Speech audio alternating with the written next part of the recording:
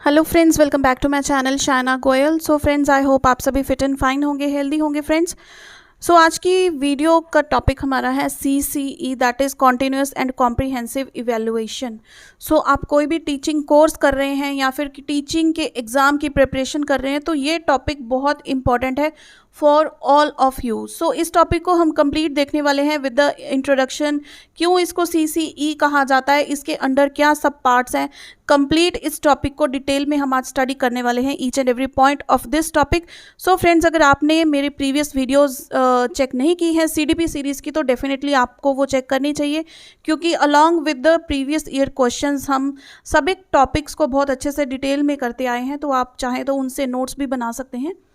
So friends, आज की video start करने से पहले अगर आप मेरे चैनल पर नए हैं तो इसे सब्सक्राइब कर लीजिए और साथ ही में क्लिक कर दे बेल आइकन पर, ताकि मेरे आने वाली वीडियोस की नोटिफिकेशन आपको सबसे पहले मिल जाए।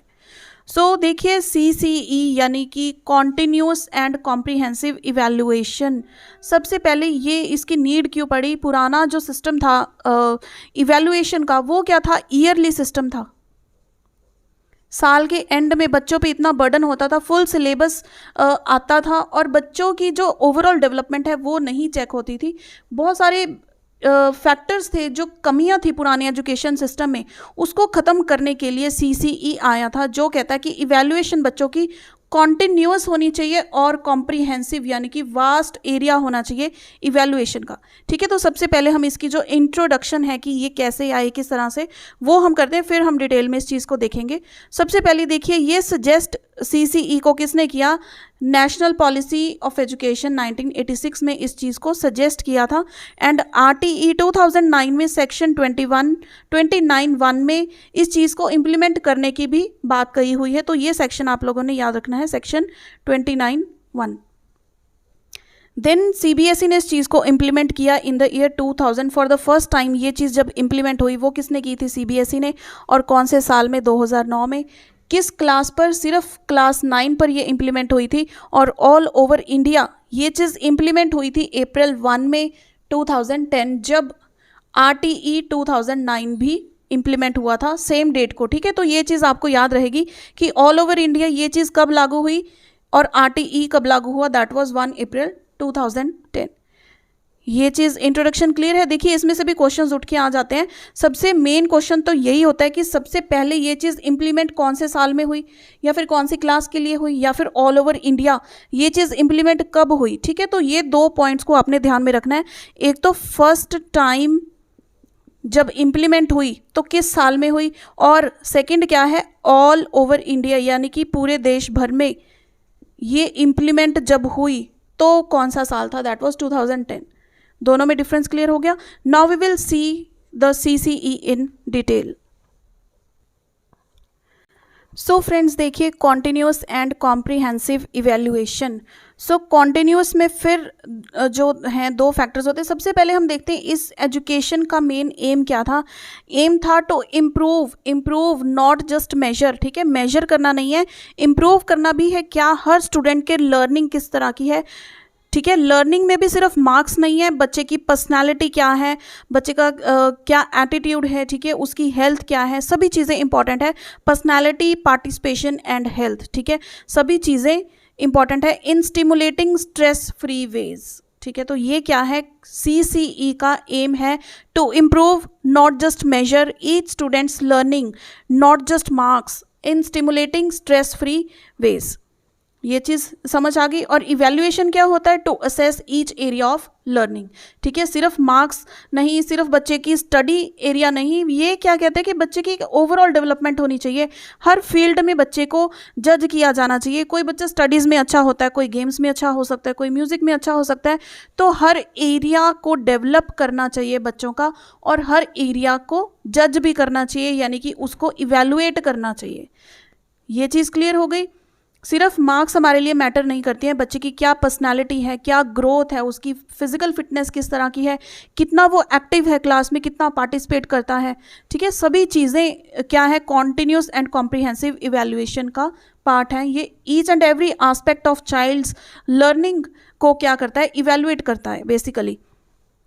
तो देखिए कॉन्टिन्यूस में भी फर्दर दो है हमारे पास, एक है continual and second is periodicity. Continual means जो लगातार होता है, हम इसको डेली भी कह सकते हैं। बच्चे की जो इवैल्यूएशन डेली होती है, वीकली होती है, इसको हम क्या बोलेंगे? Continuous evaluation. आज जो टॉपिक क्लास में टीच कर दिया टीचर ने, नेक्स्ट डे उसके 2-3 क्वेश्चन पूछना, दैट इज कॉन्टिन्यूअल इवैल्यूएशन। ठीक है, तो इसमें देखिए फर्दर 2 होती हैं, formative and placement. Formative evaluation, formative assessment भी बोलते हैं इसको, FA। ठीक है, तो ये क्या होता है, इसमें डायग्नोस्टिक टीचिंग होती है, T फॉर टीचिंग। ठीक है, यहाँ पे स्पेस नहीं थी तो मैंने सिर्फ T लिख दिया है। T किसके लिए है? टीचिंग के लिए। तो ये आप लोग समझ लेना। देखिए सबसे पहले तो आप इसका स्क्रीनशॉट ले लीजिए, फिर इस पर हमारा वर्क स्टार्ट हो जाएगा। तो ये चीज़ आप एज इट इज़, इसके बाहर कुछ भी नहीं है। क्लियर? तो इसके टूल्स एंड टेक्निक्स मैंने यहाँ पे नहीं लिखे हैं, वो चीज़ें मत सोचना, क्योंकि वो हम अलग वीडियो में समझेंगे, यहाँ पर इतना समझेंगे, अदरवाइज ये सेशन काफ़ी लंबा हो जाएगा। ठीक है, तो देखिए फॉर्मेटिव इवैल्यूएशन है जो कॉन्टिन्यूस मीन्स जो लगातार बच्चों की इवैल्यूएशन चलती रहती है, प्रोसेस। ऐसे नहीं है कि साल के एंड में हमने इवैल्यूएट किया, नो, कॉन्टिन्यूस, डेली, वीकली। ठीक है, 15 दिन बाद इवैल्यूएट करना, महीने के बाद इवैल्यूएट करना, वो किस में आता है? कॉन्टिन्यूस में। डायग्नोस्टिक टीचिंग होती है, यानी कि बच्चे की प्रॉब्लम्स को जज करना। टीचर बच्चे को सपोज सभी स्टूडेंट्स को एक सम टीचर ने दे दिया, हर बच्चा जो है ज़रूरी तो नहीं कि वो सम को करेक्ट ही सॉल्व करके लेके आएगा, तो उस चीज़ को देखना कि कहाँ पर बच्चों ने क्या प्रॉब्लम अराइज हुई है बच्चों की लर्निंग में। ठीक है, दैट इज़ डायग्नोज करना। जैसे डॉक्टर डायग्नोज करते हैं ना, आप बोलते हैं कि मेरा पेट दुख रहा है, तो डॉक्टर डायग्नोज करते हैं कि पेट दुख क्यों रहा है, बच्चे ने सम गलत क्यों किया। ठीक है, तो वो उस चीज़ को डायग्नोज करते हैं। तो जब उनको प्रॉपर प्रॉब्लम का पता लग गया, फिर वो क्या कहते हैं, उसकी रेमेडी बताते हैं। डॉक्टर्स मेडिसिन देते हैं, टीचर्स अपनी नॉलेज प्रोवाइड करते हैं बच्चों को। ठीक है, एक्स्ट्रा टाइम देते हैं उनको, एक्स्ट्रा अलग वे से टीच करने की कोशिश करते हैं। ठीक है, तो रेमेडियल टीचिंग होती है। और यहीं पर क्या होती है? फीडबैक, क्योंकि फॉर्मेटिव इवैल्यूएशन जो है ये हर दिन होती है। बच्चे को आज कोई डाउट है, ठीक है, टीचर ने वो क्लियर कर दिया, नेक्स्ट क्लास में वो बच्चों का फीडबैक मिल गई ना टीचर्स को कि मैम हमें ये चीज़ समझ में नहीं आई, ये चीज़ आप प्लीज़ दोबारा करवा दीजिए। आप लोग मुझे भी कमेंट करते हैं जब मैं आपसे डाउट्स पूछती हूँ कि ये चीज़ थोड़ा और एक्सप्लेन कर दीजिए, या इस टॉपिक पर एक और सेशन ले लीजिए। तो वो क्या होती है? फीडबैक होती है जो आप लोग मुझे देते हैं, ताकि जब आपके फाइनल एग्जाम्स आएँ, ठीक है, जिसके आपके मार्क्स लगेंगे, वो फाइनल एग्जाम से पहले आप लोगों के मैं जो डाउट्स है वो डायग्नोज कर लूँ, रेमेडियल टीचिंग हो जाए, आप लोग मुझे फीडबैक देते हो। देन इम्प्रूव टीचिंग, अगर टीचिंग में कोई प्रॉब्लम है, सपोज आपको इस मेथड से समझ नहीं आ रहा, कोई और मेथड यूज़ किया जा सकता है, ताकि टीचर्स अपनी टीचिंग को इम्प्रूव कर पाएँ। क्यों? क्योंकि हमें आउटपुट क्या चाहिए? लर्निंग बच्चों की बेटर हो पाए, इफेक्टिव हो पाए, इसलिए टीचिंग बेटर करनी पड़ेगी, इफेक्टिव करनी पड़ेगी। ठीक है, और इसका ये बहुत ज़्यादा इंपॉर्टेंट पॉइंट है, इस पर तो एक सेपरेट वीडियो भी बनेगी, that is assessment for learning. अब देखिए 3-4 होते हैं, assessment for learning, assessment of learning, assessment as learning, assessment in learning. तो इस पर मैं सेपरेट वीडियो में भी आपको बताऊंगी, यहाँ पे थोड़ा सा बताती हूँ। असेसमेंट फॉर लर्निंग, लर्निंग के लिए की गई असेसमेंट, यानी कि यहाँ पे बच्चे की लर्निंग चल रही है, अभी कॉन्टिन्यूस है, तो उसको असेस करना। असेसमेंट फॉर लर्निंग, लर्निंग के लिए असेसमेंट करना ताकि बच्चों की लर्निंग बेटर हो पाए, वो किसके अंडर आता है? फॉर्मेटिव असेसमेंट के। देखिए इस चीज़ों में से आपको हर पॉइंट में से काफ़ी सारे क्वेश्चंस बनते हैं, इसमें से मैक्सिमम नंबर ऑफ क्वेश्चंस बनते हैं। ठीक है, समेटिव में से क्वेश्चन बनते हैं, इन 2 पॉइंट्स में से क्वेश्चंस बनते हैं। तो ये सारा का सारा बहुत इंपॉर्टेंट है। मैं कोई नहीं बोलूँगी कि ये इंपॉर्टेंट है, ये कम इंपॉर्टेंट है, every point is most important. तो ध्यान से सुनिएगा, नोट चाहे आप बाद में कर लेना, आपके पास स्क्रीनशॉट है इस चीज़ का, तो आप बस सुनते जाइए ईच एंड एवरी पॉइंट, कोई पॉइंट आप लोगों ने मिस नहीं करना है। क्लियर? असेसमेंट फॉर लर्निंग समझ में आ गया।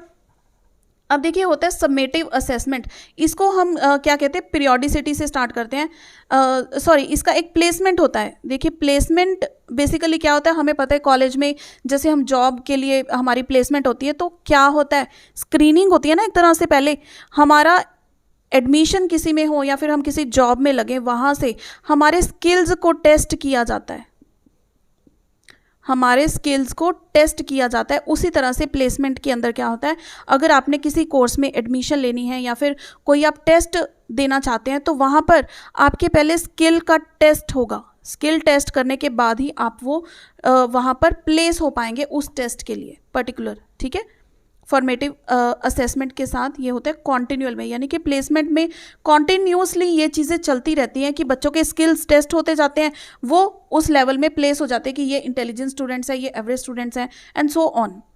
क्लियर हो गई ये चीज़। अब देखिए पीरियोडिसिटी क्या होती है, over a period of time.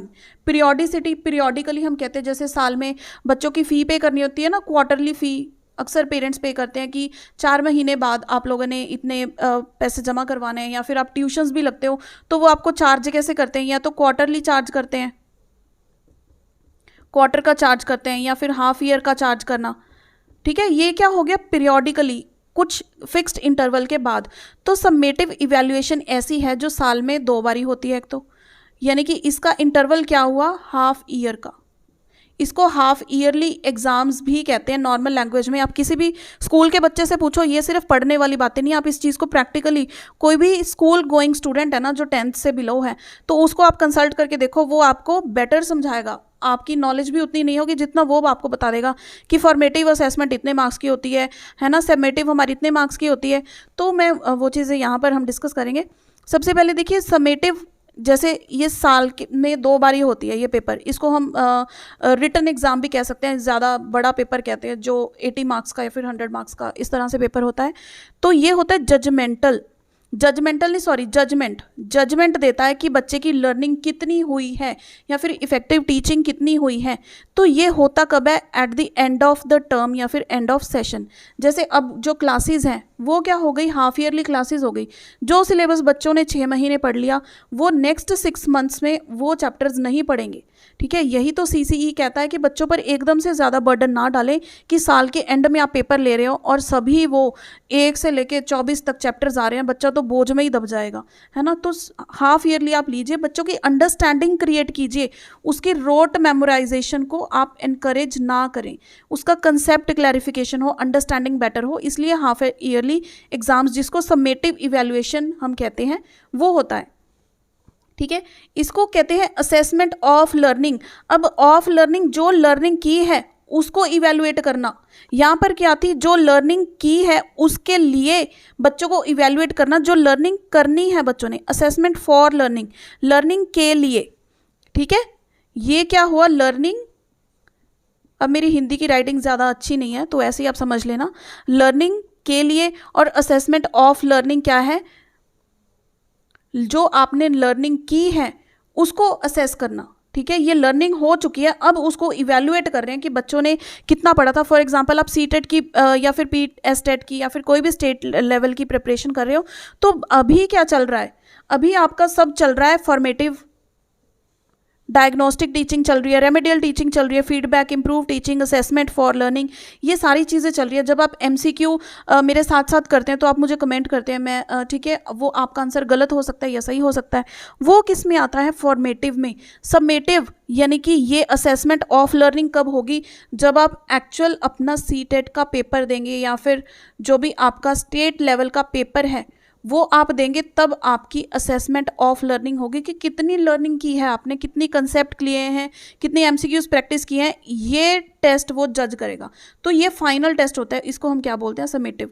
थोड़ा रिलेट करके समझाने की कोशिश की है। अगर आपको ये चीज़ समझ आई हो तो प्लीज़ इसे लाइक शेयर करते जाइए वीडियो को, अगर आपको हेल्पफुल लग रहा हो तो कॉन्टिन्यूस में ये चीज़ें थी। अब देखिए कॉम्प्रीहेंसिव का मीनिंग क्या है, इसके अंडर 2 एस्पेक्ट्स आते हैं कॉम्प्रीहेंसिव में। एक तो है स्कोलास्टिक, एक है को स्कोलास्टिक। अब कॉम्प्रीहेंसिव कहाँ से आया है, इंग्लिश वर्ड है ना कॉम्प्रीहेंशन, जहाँ पे काफ़ी डिटेल में आपको पैराग्राफ दिया होता है, तो उसमें से आपने ढूंढ ढूंढ के क्वेश्चंस आंसर करने होते हैं। तो उसी तरह से ये है कि बच्चों को अगर आप इवैल्यूएट करना चाहते हैं, सिर्फ एक पर्टिकुलर फील्ड या फिर सब्जेक्ट एरिया पर आप उसको इवैल्यूएट ना करें, उनकी इवैल्यूएशन कॉम्प्रीहेंसिव होनी चाहिए, यानी कि every aspect of a child को आपने इवैल्यूएट करना है। ठीक है, तो इसमें 2 एरियाज होते हैं, जो एक तो होता है आपके सब्जेक्ट के रिलेटेड, यानी कि इसको मैं आपका सिलेबस कह दूं। फॉर एग्जांपल जो हम डिस्कस कर रहे हैं सारा आपके सिलेबस के अंडर है। ठीक है, सिलेबस के अंडर है, हम क्या पढ़ रहे हैं, सीडीपी पढ़ रहे हैं, सीडीपी में हम सीसीई पढ़ रहे हैं। ठीक है, या फिर असेसमेंट फॉर लर्निंग आज समझ सकते हैं कि उसके अंडर हम ये टॉपिक कर रहे हैं। ठीक है, तो वो क्या है आपका सब्जेक्ट का एरिया। सब्जेक्ट में क्या आ जाते हैं, English, Hindi, mathematics, science and social studies. इसके अलावा जो भी आपके हैं वो सब्जेक्ट्स होंगे। ठीक है, तो ये हो गया स्कोलास्टिक, यानी कि स्कूल में जो सब्जेक्ट्स हैं वो को स्कोलास्टिक यानी कि स्कूल की स्टडी के अलावा जो बच्चे के लाइफ के लिए स्किल्स हैं, उसकी पर्सनालिटी के लिए, उसके हेल्थ के लिए, ठीक है, यानी कि बच्चा अच्छे से पार्टिसिपेट कर पाए, इनकरेजमेंट हो मिले उसको, मोटिवेशन मिले, ये सारी अदर देन स्टडीज़ वो चीज़ क्या होती है, को स्कोलास्टिक के अंदर आती है। ठीक है, अब देखिए जो स्कोलास्टिक हम डिस्कस करेंगे यहाँ पर, ये सारा क्या है, ये सारा पार्ट, ये कंप्लीट पार्ट इस चीज़ के अंदर आता है, स्कोलास्टिक एरिया के अंदर। क्योंकि जो भी इवैल्यूएशन होती है आपके सब्जेक्ट्स की, हम कहते हैं ना बच्चे ने कितना लर्न किया है, वो सब्जेक्ट्स के हिसाब से ही होता है, तो ये सारी चीज़ इसी के अंडर आती है। अब स्कोलास्टिक में देखिए ये सब्जेक्ट एरियाज हो गए, उसके बाद हम कहते हैं फॉर्मेटिव असेसमेंट, ये वाली फॉर्मेटिव। तो फॉर्मेटिव होती है साल में 4 बार, ठीक है। फॉर एग्जांपल आपकी 10 मार्क्स की हो गई 4 बार, 40 मार्क्स इसके हो गए। ये एक्चुअली वेटेज है कि अगर आपके 100% मार्क्स में से 40% जो वेटेज है वो फॉर्मेटिव असेसमेंट की होगी और 60% वेटेज जो है वो समेटिव असेसमेंट की होगी, ठीक है। तो समझ लीजिए साल में अगर 2 बार ये पेपर होता है, हम इसको 30 मार्क्स का अगर कह लें तो ये कितने हो गए, 60 मार्क्स का। एक्चुअली ये 30 मार्क्स का नहीं होता, ये 60 का होता है। तो इसकी रेशो जो है ना वो 40:60 होती है। ये रेशो होती है कि इतनी परसेंटेज इसकी होगी, इतनी इसकी होगी।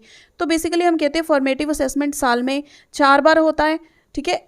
ऐसे देखिए FA1, FA2, FA3, FA4 ये किसके अंडर आते हैं, इसके बाद आता है आपका SA1, फिर आएगा FA4, 5, 6, 7, 8, फिर उसके बाद आपका क्या आएगा SA2 जो आपका अनदर ईयर एंड में होगा, ठीक है। ये चीज़ समझ में आ गई।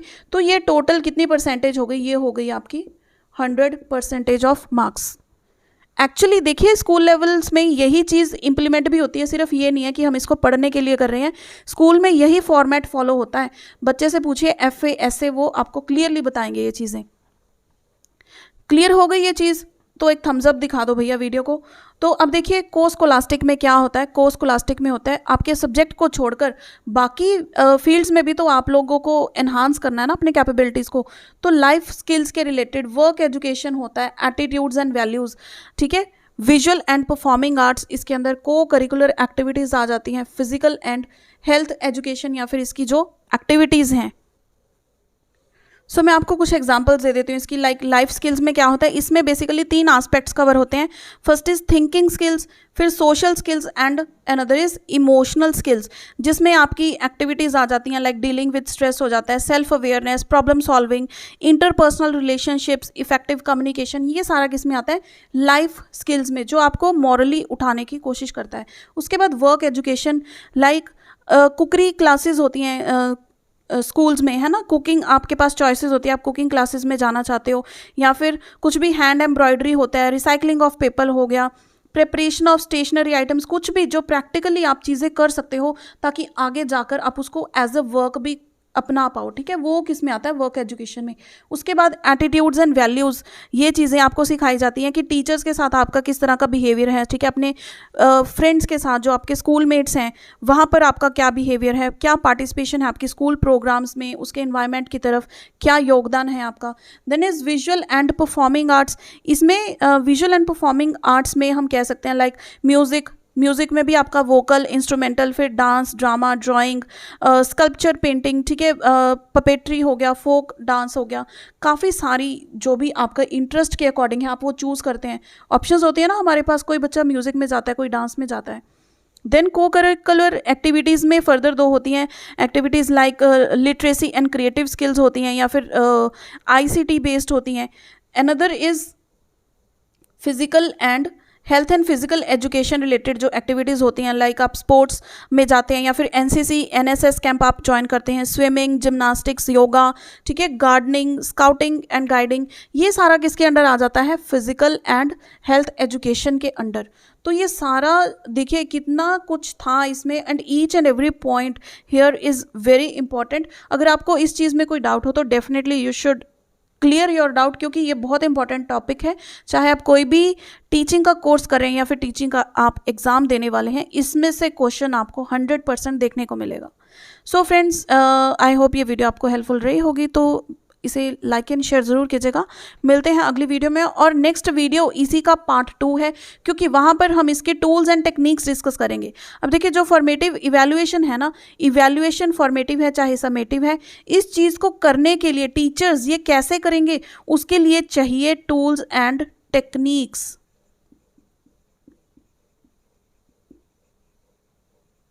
टूल्स एंड टेक्निक्स, तो वो टूल्स एंड टेक्निक्स क्या है वो हम इसकी नेक्स्ट वीडियो में डिस्कस करेंगे।